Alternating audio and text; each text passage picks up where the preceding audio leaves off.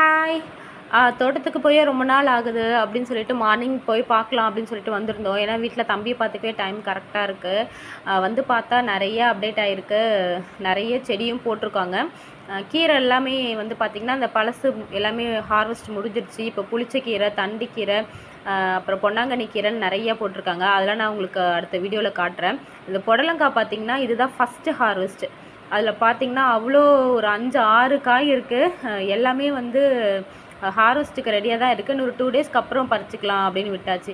இதை பாருங்களேன், பாம்பு மாதிரி இருக்குது புடலங்காய். சுருண்டு சுருண்டு பாம்பு மாதிரி இருக்குது.